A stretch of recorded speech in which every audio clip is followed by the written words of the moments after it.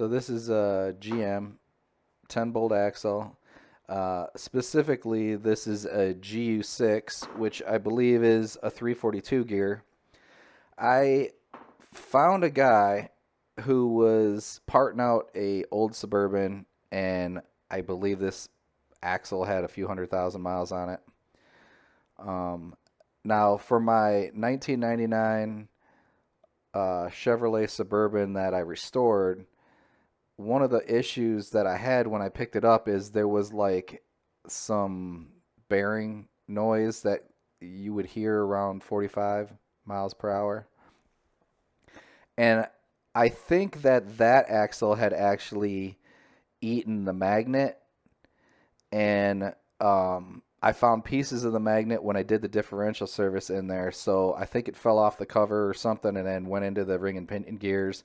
I think the ring had a chip in one of the teeth on there. So I'm assuming that the bearing and probably more like the pinion bearing probably got damaged by the magnet material floating around in the diff on the truck that I have.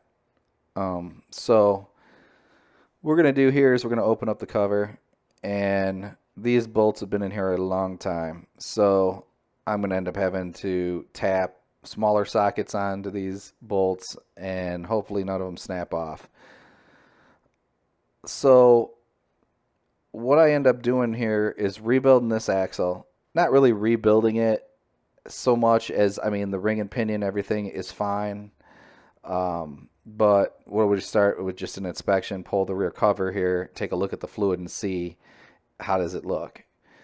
It's dirty, and you'll see that when I open it up, but there's no metal in there that scares me, makes me worry that this is going to be a problem and worth me taking all my time to put this in. These things are heavy. One place, I think it was called Fine Lines or SS Tubes. They sell stainless steel lines, brake lines, fuel lines. What I ended up doing with this axle after the inspection is I ordered up some backing plates. So you're going to see, and I'll point them out here.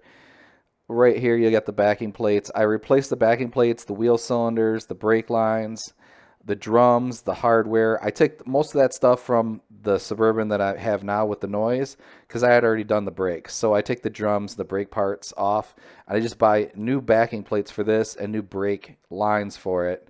And then I install this unit back on with a new cover, new gasket, and put in some new fluid.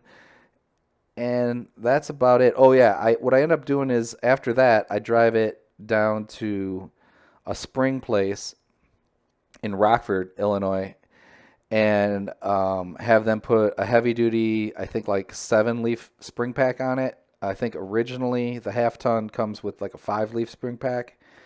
So it gave me a little bit more capacity for towing my trailer, and everything worked out here pretty well on this axle. One of the things I did find in here, and I think some mechanics did this on purpose, was I didn't find the magnet in here and I didn't find any pieces. So there was like a little dimple where they'd stick it on the cover, and I think sometimes it would come unglued or whatever, and it would fall off and it would fall into the gears, and then it would ruin the bearings and actually cause failure. And I don't really feel like the 10 bolt was known for its strength. I mean, it was a great, medium duty, let's say, axle, but nobody was going out to rebuild one of these that I'm aware of, for racing or something like that. Not like the Ford 9-inch is considered the standard for racing or whatever. So, anyway, this isn't the first time I've had to replace a 10 bolt. And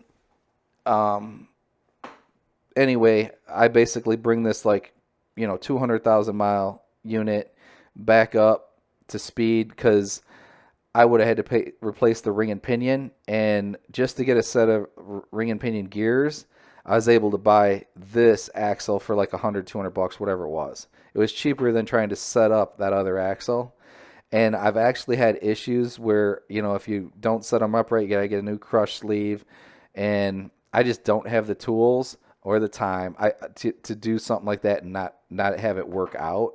So, um, you know, I just had to inspect this one quick. I didn't actually hear this one drive until I got it, you know, in the car. Luckily, everything went well there. So that's about all I can tell you. You know, as far as this, later on, there's some other videos where I have the truck. You know, we're driving and everything's fine. So check out some of those videos where I may, you know, put the cover on or do some brake work or whatever. This was basically just the inspection of the donator, you know, like part here, you know, from the other Suburban. I'd actually bought a Suburban, another 99 Suburban, and I bought it for just the axle. And the next day, I found this guy just selling the axle off of a truck. He'd take it out and everything. So that saved me taking it off. And then the truck that I bought for just the axle, I ended up just fixing it up. I think it had a locked up alternator or something, and it had a few other things that I had to do. But it was definitely a lot easier to have somebody have pulled the axle out for me already and just basically, you know, rebuild this one than it was to take it out of another truck, because you can imagine all the bolts on a truck with a few 100,000 miles, they ain't coming out easily. They're getting torched off sometimes. So luckily the Chevy Suburban that I was rebuilding, those parts came off, plus the fact that I had replaced the springs made that job a little bit easier, since those bolts had recently, the U-bolts and all that stuff had already come out. So that makes me think that, it was just that I didn't want this axle to blow up, the one that was in there while I was towing or something like that. So thanks for watching my video. Check out some of my other videos where I'm restoring, the Suburban, doing different kinds of things with that truck. And I can say that that truck's been really good to me. And later, I end up selling the truck, and the guy loved it. We put new carpet and everything pretty much mechanical that I could think of.